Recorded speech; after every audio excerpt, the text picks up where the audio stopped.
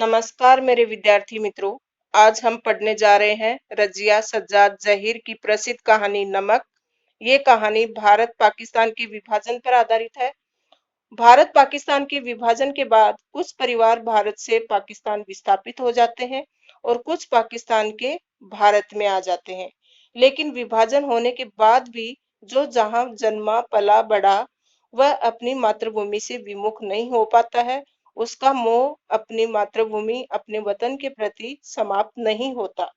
चाहे वह आज भारत में रह रहा है लेकिन उसको उसका वतन लाहौर या पाकिस्तान ही लगता है। ऐसे ही पात्रों की ये कहानी है जो आज हम पढ़ने जा रहे हैं। इसकी लेखिका रजिया सज्जाद जहीर, जिनका जन्म 1917 में अजमेर में हुआ था। मूलतः ये उर्दू की कथाकार हैं। इन्होंने बीए की शिक्षा घर पर ही प्राप्त की और इनको बहुत सारे पुरस्कार मिले। रजिया सज्जाद की कहानियों में सामाजिक सद्भाव, धार्मिक सहिष्णुता और आधुनिक संदर्भों में बदलते हुए पारिवारिक मूल्यों को उभारने का सफल प्रयास है।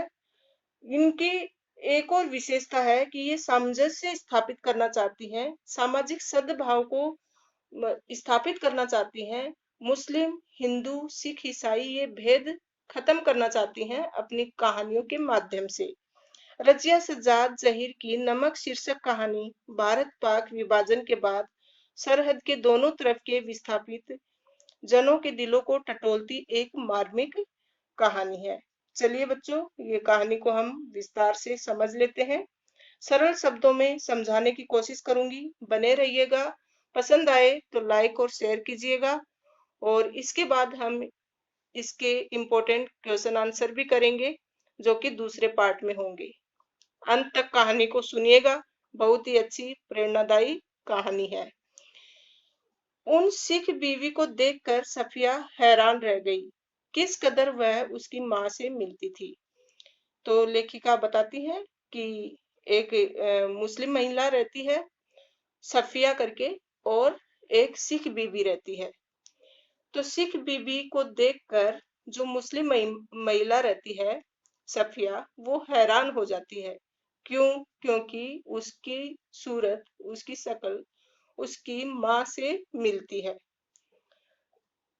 वही भारी भरकम जिस्म, छोटी छोटी चमकदार आंखें जिसमें नेकी, मोहब्बत, रहमदिली की रोशनी जगमगाया करती थी। कि जो उसकी माँ की विशेषताएं थी वही ये सिख बीबी में उसको दिखाई दे रही थी।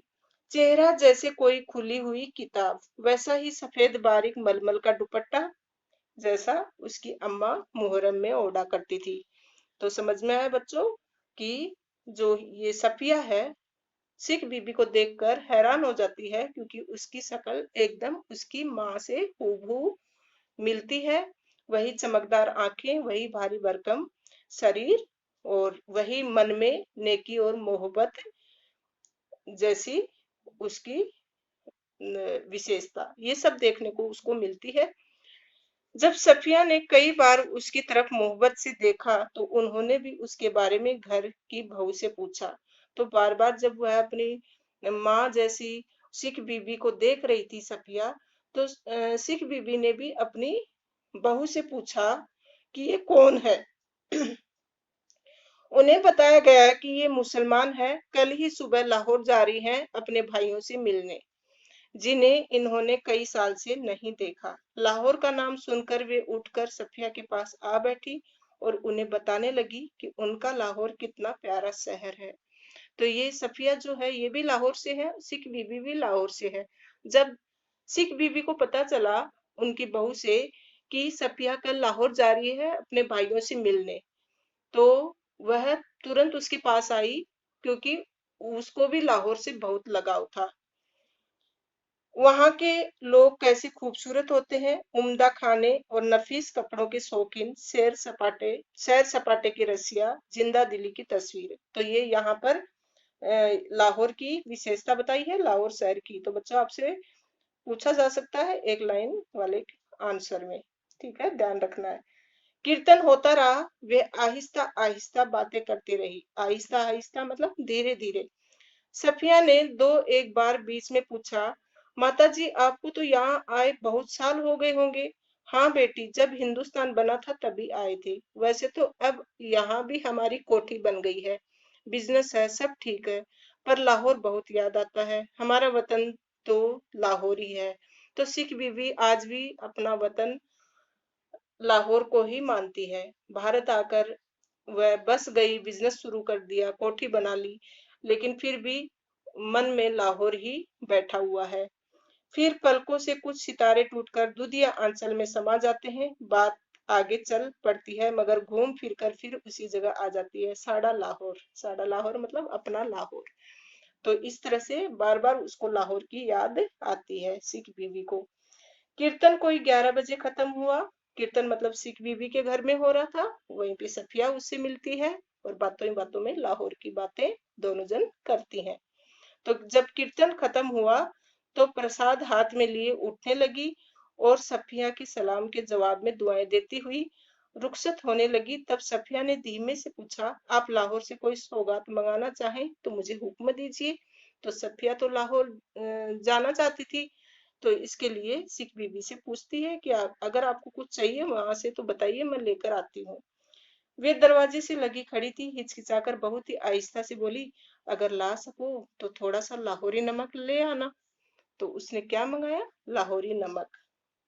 15 दिन यूं गुजरे कि पता ही नहीं चला। जिम खाना की सामें, दोस्तों की मोहब्बत, भाइयों की खातिरदारियां, उसका बस न चलता था कि बिछड़ी हुई परदेसी बहन के लिए क्या कुछ न कर दे।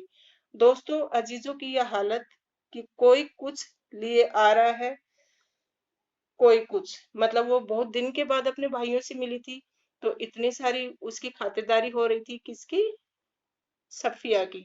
लाहौर गई थी तो वहां पर सब मिलने वाले रिश्तेदार, भाई बहन बहुत ही प्यार से उसकी इज्जत खातिरी कर रहे थे। कहाँ रखे, कैसे पैक करे, क्यों कर ले जाएं, एक समस्या थी। सबसे बड़ी समस्या थी बादामी कागज की एक पुड़िया की, जिसमें कोई शेर भर लाहौरी नमक था। तो उसने सिख बीबी के लिए नमक ले लिया था और उसकी समस्या थी कि उसको लेकर कैसे जाऊंगी। सफिया का भाई एक बहुत बड़ा पुलिस अफसर था। उसने सोचा कि वह ठीक राय दे सकेगा। चुपके से पूछने लगी, क्यों भैया, नमक ले जा सकते हैं? क्योंकि दो देश हैं और सामान इधर से आए या उधर से आए तो सामान की चेकिंग होती है। तो अपने पुलिस अफसर भाई से पूछा कि क्या मैं नमक लेकर जा सकती हूँ? वह हैरान होकर बोला, नमक? नमक तो नहीं ले जा सकते, गैर कानूनी है। और नमक का आप क्या करेंगी? आप लोगों के हिस्से में तो हमसे बहुत ज्यादा नमक आया है। तो इस तरह से देखो, इस वाक्य से कहीं ना कहीं लेखिका ने ये बताने का प्रयास किया है कि भेदभाव की भावना फिर भी मन में बैठी हुई थी। अपनी बहन को ही भाई, पुलिस भाई ने ये बता दिया कि आप लोगों के हिस्से में तो नमक ज्यादा आया था, फिर यहाँ से नमक क्यों लेकर जाना चाहती है? वह झुंझला गई, मतलब सफिया को बहुत गुस्सा आया। मैं हिस्से बकरे की बात नहीं कर रही हूँ, आया होगा, मुझे तो लाहौर का नमक चाहिए, मेरी माँ ने यहीं से मंगवाया है। तो सिख बीवी को वह अपनी माँ मानती है और बोलती है कि मुझे हिस्से से क्या लेना देना, वो आप लोग सोचो, मुझे तो सिर्फ लाहौरी नमक चाहिए क्योंकि मेरी माँ ने मंगाया है। भाई की समझ में कुछ नहीं आया, माँ का क्यों जिक्र था? वो वे तो बंटवारे से पहले ही मर चुकी थी, मतलब भारत पाकिस्तान बंटवारा हुआ था उससे पहले ही माँ खत्म हो चुकी थी। जरा नरमी से समझाने के अंदाज में बोला, देखिए बाजी, आपको कस्टम से गुजरना है, अगर एक भी चीज ऐसी वैसी निकल आई तो आपके सामने की चिंदी चिंदी बिखेर देंगे कस्टम वाले, कानून जो है। तो बोले कि देखो, मैं तो समझाने का प्रयास कर रहा हूँ, कस्टम वाले आपके सामान की तलाशी लेंगे, आपका सामान भी बिखरेगा, आपको तकलीफ होगी, सब उठाना पड़ेगा आपको, और फिर वो कानूनी कार्यवाही करेंगे, वो अलग। तो आपको ज्यादा तकलीफ नहीं सहनी पड़े, इसके लिए मैं आपको समझा रहा हूँ। इस तरह से उसके भाई ने अपनी बहन को समझाया कि यहाँ से नमक मत लेकर जाओ। वह बिगड़ कर बोली, निकल आने का क्या मतलब? मैं क्या चोरी से ले जाऊंगी, छिपा के ले जाऊंगी? मैं तो दिखा के, जता के ले जाऊंगी। तो बोली, मैं कोई छुपा के नहीं ले जाना चाहती, मैं तो प्यार से, शालीनता से, इज्जत के साथ नमक लेकर जाना चाहती हूँ। तो कोई चोरी नहीं कर रही हूँ जो मेरे ऊपर कानूनी कार्यवाही होगी। भाई ये तो आप बहुत ही गलत बात करेंगे। कानून? अरे फिर वही कानून वानून कहे जाते हो, क्या सब कानून हुकूमत के ही होते हैं? कुछ मोहब्बत मुरे मुरोवत आदमियत इंसानियत के नहीं होते? आखिर कस्टम वाले भी इंसान ही होते हैं, कोई मशीन तो नहीं होते। तो इस तरह से सभ्या बताती है कि जरूरी है कि कानून के ऊपर कुछ नहीं है, मोहब्बत नहीं है, इंसानियत नहीं है, आदमियत नहीं है। जो आप कानून की बातें करते हो हर बार, हर जगह तो कानून लागू नहीं होता ना, कहीं कहीं इंसानियत भी काम आती है कि नहीं। तो हाँ, वे मशीन तो नहीं होते, पर मैं आपको यकीन दिलाता हूँ वे शायर भी नहीं होते। उनको तो अपनी ड्यूटी करनी होती है। तो तुम बहना अपनी शायराना अंदाज बंद करो। वे शायर नहीं होते, वे कवि भी नहीं होते। वो अपनी ड्यूटी करते हैं, ड्यूटी निभाते हैं, उनका काम ये है। अरे बाबा, तो मैं कब कह रही हूँ कि वह ड्यूटी न करें। एक तोहफा है, वह भी चंद पैसों का। शौक से देख ले, कोई सोना चांदी नहीं, स्मगल की हुई चीज भी नहीं, ब्लैक मार्केट का माल भी नहीं। तो कोई मैं काला बाजारी नहीं कर रही हूँ और कोई सोना चांदी भी नहीं लेकर जा रही हूँ। एक उपहार के रूप में एक छोटी सी चंद पैसों की चीज लेकर जा रही हूँ। उसके लिए भी क्या मेरी चेकिंग करेंगे या मुझे मेरे ऊपर कुछ कानूनी कार्यवाही करेंगे? अब आपसे कौन बहस करे। तो भाई ने भी हार मान ली। आप अदीब ठहरी। सही, अदीबों का दिमाग थोड़ा सा जरूर ही घुमा हुआ होता है।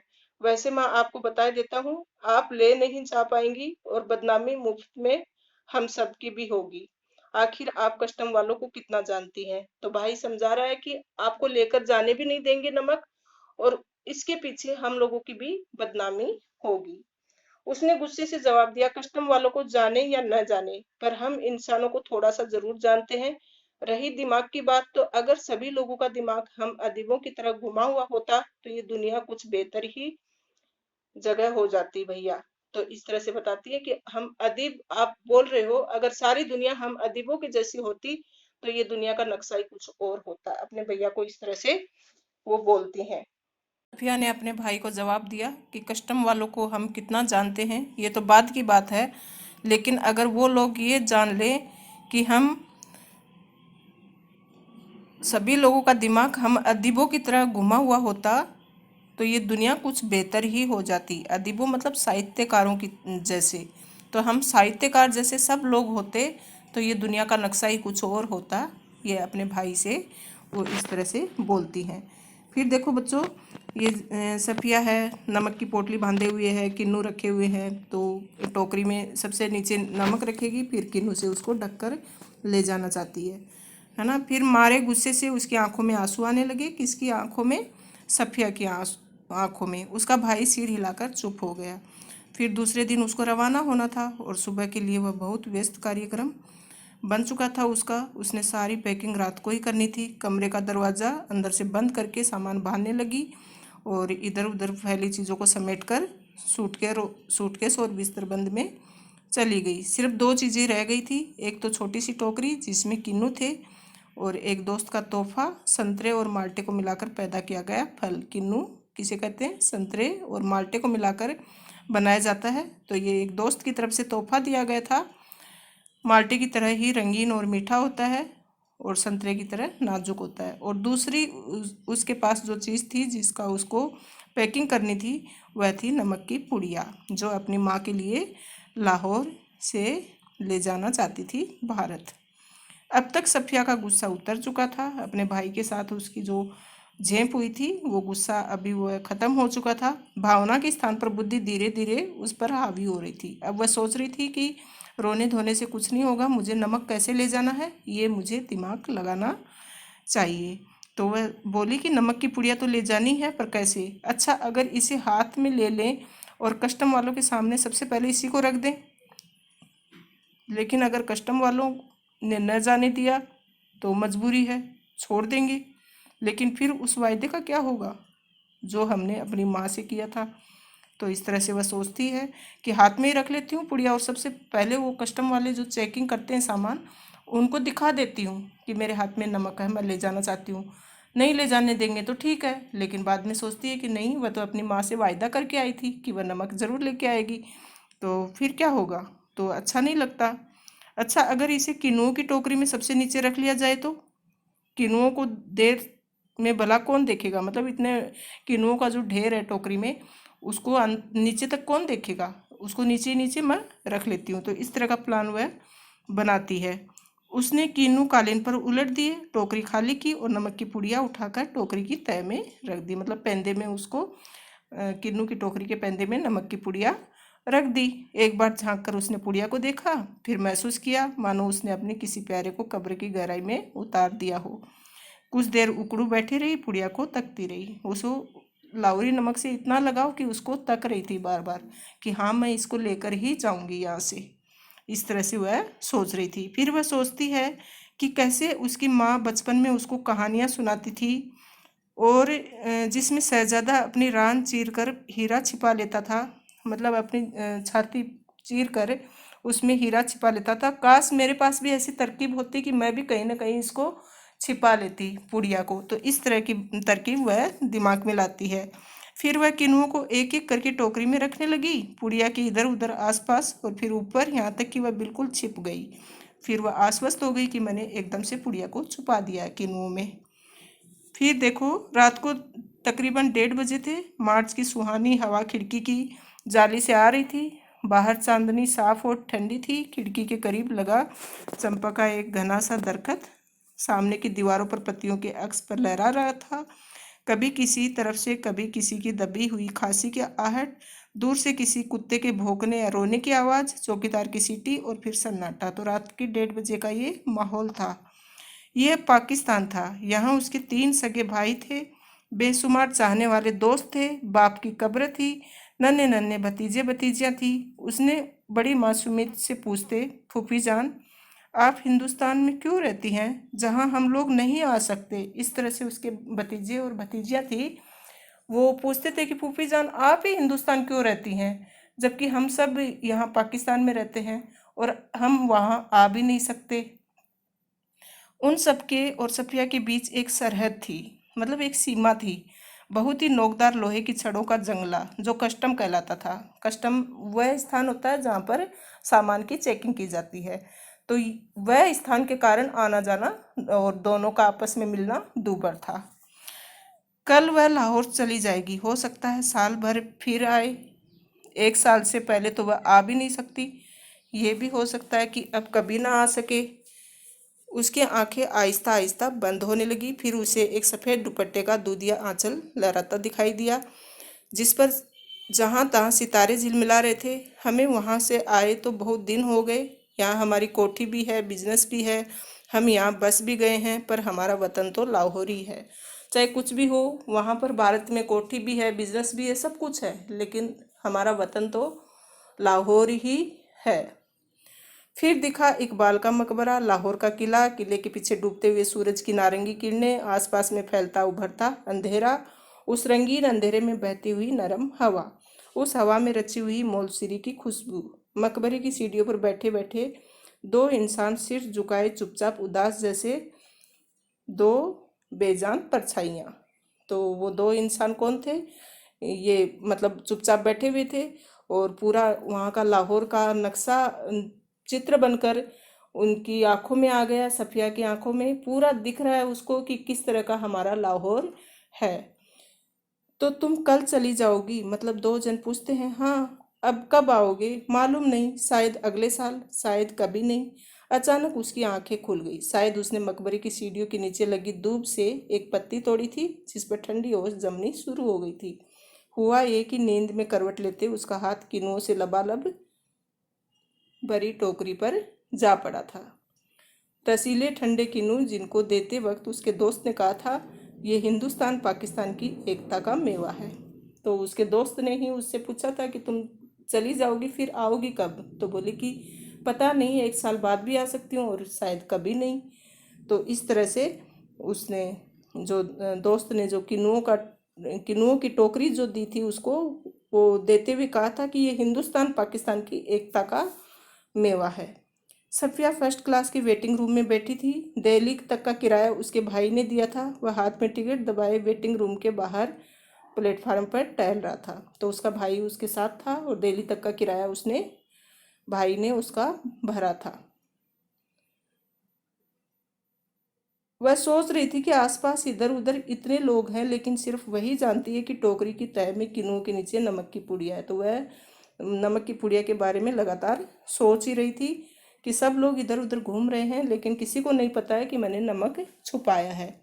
जब उसका सामान कस्टम पर जांच के लिए बाहर निकाला जाने लगा तो उसने एक झिरझिरी सी आई और एकदम से उसने फैसला किया कि मोहब्बत का ये तोहफा चोरी से नहीं जाएगा, नमक कस्टम वालों को दिखाएगी वह। उसने जल्दी से पुड़िया निकाली और हैंडबैग में रख ली, जिसमें उसका पैसों का पर्स और पासपोर्ट भी थे। तो उसने नमक की पुड़िया टोकरी से निकालकर अपने पर्स में रख ली कि मैं चोरी से नहीं लेकर जाऊंगी, मोहब्बत का ये तोहफा है, ये मैं दिखाकर ही लेके जाऊंगी। जब सामान कस्टम होकर रेल की तरफ चला तो वह एक कस्टम अफसर की तरफ बढ़ी। ज़्यादातर मेजें खाली हो चुकी थी, एक दो पर इक्का दुक्का सामान रखा था। वहीं पर एक साहब खड़े थे, लंबा कद, दुबला पतला जिस्म, खींचड़ी बाल, आंखों पर ऐनक। वे कस्टम अफसर की वर्दी पहने थे, मगर उन पर कुछ जंच नहीं रही थी। सफिया कुछ हिचकिचाकर बोली, माँ आपसे कुछ पूछना चाहती हूँ। उन्होंने नज़र भरकर उसे गौर से देखा, बोला फरमाइए, मतलब कहिए। उनके लहजे से सफिया की हिम्मत बढ़ी। आप कहाँ के रहने वाले हैं? उन्होंने कुछ हैरान होकर उसे फिर गौर से देखा। मेरा वतन दिल्ली है। आप भी तो हमारी तरफ की मालूम होती हैं, अपने अजीबों से मिलने आई होंगी। अजीजों मतलब अपने रिश्तेदारों से मिलने आई होंगी। तो आप तो हमारे साइड की ही लगती हैं। जी हाँ, मैं लखनऊ की हूँ, अपने भाइयों से मिलने आई थी, वे लोग इधर आ गए हैं। आपको आपको भी तो शायद इधर आए। जी, जब पाकिस्तान बना था तभी आए थे, मगर हमारा वतन तो दिल्ली है। तो ये देखो, ये पाकिस्तान पहुंच गए थे, लेकिन इनका वतन दिल्ली था। और सफिया, जिसका वतन पाकिस्तान था, वो भारत पहुंच गई थी। तो इस तरह दोनों की कहानी एक ही थी। सफिया ने हैंडबैग मेज पर रख दिया और नमक की पुड़िया निकालकर उसके सामने रख दी। फिर आहिस्ता आहिस्ता रुक रुक कर उसने सब कुछ बता दिया। तो उस अफसर को, कस्टम ऑफिसर को सब कुछ सफिया ने साफ साफ बता दिया कि मैं नमक ले जाना चाहती हूँ, लेकिन ये चेकिंग के चक्कर में मैं ये नमक नहीं ले जा पा रही हूँ। सारी बातें उसने धीरे धीरे करके बता दी। उन्होंने पुड़िया को धीरे से अपनी तरफ सरकाना शुरू किया। जब सफिया की बात खत्म हो गई तो उन्होंने पुड़िया को दोनों हाथों में उठाया और अच्छी तरह लपेटा और उस सफिया के बैग में डालते हुए बोला, मोहब्बत तो कस्टम से इस तरह गुजर जाती है कि कानून हैरान रह जाता है कि मोहब्बत के ऊपर कुछ नहीं हो सकता। कस्टम क्या करेगा? मोहब्बत को कोई नहीं जीत सकता। ये तो प्यार का तोहफा है, मोहब्बत का तोहफा है, आप इसको ले जाइए। तो ऑफिसर की भी कहानी कुछ ऐसी ही रही होगी। इसके लिए उसको सफिया पर मतलब रहम आया, उसने वो पुड़िया सफिया को दे दी। वह चलने लगी तो वे खड़े हो गए और कहने लगे, जामा मस्जिद की सीढ़ियों को मेरा सलाम कहिएगा और उन खातून को ये नमक देते वक्त मेरी तरफ से कहिएगा कि लाहौर अभी तक उनका वतन है और दिल्ली मेरा। तो बाकी सब रफ्ता रफ्ता ठीक हो जाएगा। तो इस तरह से ऑफिसर ने अपने मन की बात कही कि वो जो भी हैं, महिला हैं, उनको मेरी तरफ से कहिएगा कि लाहौर उनका आज भी उनका वतन है और दिल्ली मेरा वतन है। धीरे धीरे, रफ्ता रफ्ता मतलब धीरे धीरे सब ठीक हो जाएगा। जो लेखिका आगे बताती है कि कस्टम ऑफिसर से बात करने के बाद सफिया आगे दूसरे प्लेटफार्म पर बढ़ गई और कस्टम ऑफिसर ने कहा कि रफ्ता रफ्ता सब ठीक हो जाएगा। मुझे मेरे भारत दिल्ली से लगाव है, आपको लाहौर से लगाव है। और कस्टम ऑफिसर ने रजिया का मतलब सफिया का साथ दिया। तो सफिया आगे निकल आई, दूसरे प्लेटफॉर्म की तरफ बढ़ी।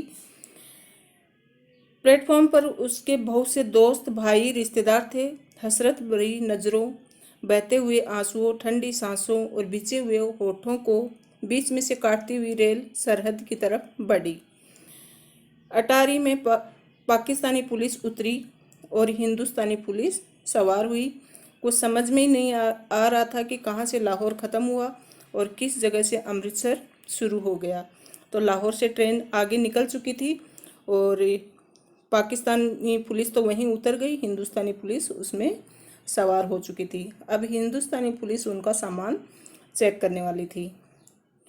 एक जबान थी, एक सी सूरतें और लिबास, एक सा लबो लहजा और अंदाज थे। गालियाँ भी एक सी ही थी, जिसके दोनों बड़े प्यार से एक दूसरे को नवाज रहे थे। बस मुश्किल सिर्फ इतनी थी कि भरी हुई बंदूकें दोनों के हाथ में थी। तो ये हिंदुस्तानी पुलिस और पाकिस्तानी पुलिस दोनों की बात कर रही हैं। सफिया बता रही हैं कि दोनों के ही हाथों में बंदूक थी, लेकिन दोनों दिख रहे थे एक जैसे ही, और एक जैसी ही गाली थी, एक जैसी ही सूरत थी, उनके कपड़े भी एक जैसे ही थे। लेकिन बस मुश्किल ये थी कि दोनों के हाथ में बंदूक थी। मतलब जो दुश्मनी का एहसास है वो लेखिका यहाँ बताना चाहती है। अमृतसर में कस्टम वाले फर्स्ट क्लास वालों के सामान की जांच उनके डिब्बे के सामने ही कर रहे थे। साफिया सफिया का सारा सामान देखा जा चुका। वह उन नौजवान कस्टम ऑफिसर की ओर बढ़ी जो बातचीत और सूरत से बंगाली लगते थे। देखिए मेरे पास नमक है थोड़ा सा। इस तरह उसको लगा कि ये बंगाली है कस्टम अफसर जो है वो, और उसके सामने भी वह अपने आप से ही नमक की पुड़िया दिखा दी कि देखिए मेरे पास थोड़ा सा नमक है। फिर उसने हैंडबैग खोला और वह पुड़िया उसकी तरफ बढ़ाते हुए अटकते झिझकते हिचकिचाते उनको सब कुछ कह सुनाया। इधर भी कस्टम अफसर को सारी बात उसने कह सुनाई। उन्होंने सिर झुका लिया, सुनते रहे, बीच बीच में सिर उठाते, गौर से उन्हें देखते, फिर सुनते। बात पूरी हो गई। उन्होंने एक बार फिर सफिया को ऊपर से नीचे देखा और धीरे से बोले, इधर आइए जरा। चलते चलते उन्होंने एक दूसरे से कहा, इनके सामान का ध्यान रखिएगा। प्लेटफार्म के सिरे पर एक कमरा था। उसके अंदर घुसे। सफिया दाखिल होते हिचकिचाई। वे मुस्कुराकर बोले, आइए आइए न। तो सफिया हिचकिचा रही थी कि पता नहीं क्या बोलेंगे अभी, लेकिन उन्होंने बड़े ही प्यार से इज्जत से बोला, आइए ना।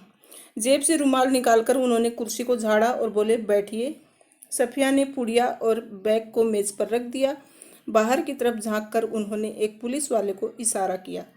सफिया के पैरों तले की जमीन खिसकने लगी। पैरों तले जमीन खिसकने लगना मतलब सब कुछ उसको एकदम घबराहट होने लगी कि पता नहीं अब उसके साथ क्या होने वाला है, क्योंकि एक पुलिस वाले को बुला रहे थे जो कस्टम अफसर थे वो। अब क्या होगा सोचने लगी। दो चाय लाओ अच्छी वाली। पुलिस वाला सफिया को घूरता हुआ चला गया, एकदम घूर रहा था, और पुलिस वाले को उसने इशारा किया कि दो चाय लेकर आओ। फिर उन्होंने मेज की दराज खींची, उसमें अंदर दूर तक हाथ डाला, एक किताब निकाली। किताब को सफिया के सामने रखकर उन्होंने पहला सफ़ा खोल दिया। बाईं ओर नजरुल इस्लाम की तस्वीर थी। टाइटल वाले सफ़े पर अंग्रेजी के कुछ धुंधले शब्द थे। शमसुल इस्लाम की तरफ से सुनील दास गुप्त को प्यार के साथ, ढाका। तो आप क्या ईस्ट बंगाल के हैं? हाँ, मेरा वतन ढाका है। उन्होंने बड़े फक से जवाब दिया। फक मतलब एकदम गर्व से जवाब दिया कि मैं ढाका का हूँ। तो आप यहाँ कब आए? जब डिवीज़न हुआ तभी आए। मतलब जब बंटवारा हुआ तो उनके साथ भी वही हुआ जो दिल्ली वाले कस्टम अफसर के साथ हुआ था। वो भी बंटवारे के कारण वहाँ आ गए थे, और ये भी बंटवारे के कारण ढाका से इधर आ गए थे। मैं तो कोई 12-13 साल का था, पर नजरुल और टैगोर को तो हम लोग बचपन से पढ़ते थे। जिस दिन हम रात यहाँ आ रहे थे उसके ठीक 1 वर्ष पहले मेरे सबसे पुराने सबसे प्यारे बचपन के दोस्त ने मुझे ये किताब दी थी। उस दिन मेरी सालगिरह थी। फिर हम कलकत्ता रहे, पढ़े, नौकरी भी मिल गई, पर हम वतन आते जाते थे। इस तरह से उसने, जो कस्टम अफसर था, उसने आप बीती सुनाई कि बंटवारे के टाइम में 12-13 वर्ष का ही था, लेकिन मेरे दोस्त था एक, और बचपन में ही हम पढ़े एक साथ। उसने मुझे ये किताब उस समय दी थी, लेकिन हम वतन आते जाते रहते थे। वतन? सफिया ने जरा हैरान होकर पूछा। वतन मतलब देश? तुम्हारा वतन? मैंने आपसे कहा ना मेरा वतन ढाका है, उन्होंने जरा बुरा मानकर कहा। हाँ हाँ ठीक है, सफिया जल्दी से बोली। तो पहले बस इधर ही कस्टम था, अब उधर भी कुछ गोलमाल हो गया है। उन्होंने चाय की प्याली सफिया की तरफ खिसकाई और खुद एक बड़ा सा घूंट भरकर बोले, वैसे तो डाब कलकत्ता में भी होता है जैसे नमक यहाँ होता है, पर हमारे यहाँ के डाब की क्या बात है। हमारी ज़मीन, हमारे पानी का मजा ही कुछ और है। तो जिस तरह से सफिया को लाहौरी नमक से लगाव था, लाहौरी नमक कैसे भी करके लेके ही जाना था, वैसे ही जो ढाका के ये ऑफिसर थे उनको भी ढाका की जो है डाब वो ज़्यादा अच्छी लगती थी। तो बोले कलकत्ता में भी मिलती है, लेकिन हमारे वहाँ की डाब का मज़ा ही कुछ और है। उठते वक्त उन्होंने पुड़िया सफिया के बैग में रख दी और खुद उस बैग को उठाकर आगे आगे चलने लगे। सफिया ने उनके पीछे चलना शुरू किया। तो उनकी बैग की और नमक की पुड़िया की हिफाजत करने के हिसाब से बैग खुद ही उठा लिया, आगे आगे चल पड़े और पीछे पीछे सफ़िया भी चल पड़ी। जब सफ़िया अमृतसर के पुल पर चढ़ रही थी तब पुल की सबसे निचली सीढ़ी के पास वे सिर झुकाए चुपचाप खड़े थे। सफ़िया सोचती जा रही थी कि किसका वतन कहाँ है, वह जो कस्टम के इस तरफ या उस तरफ।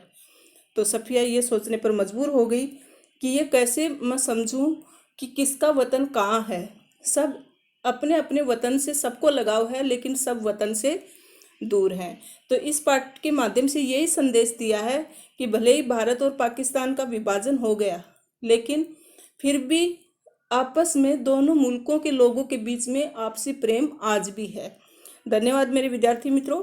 अगर आपको ये पाठ, ये पूरी कहानी समझ में आई हो तो शेयर कीजिएगा, लाइक कीजिएगा, और कुछ किसी भी प्रकार का डाउट हो तो कमेंट बॉक्स में लिखिएगा। धन्यवाद।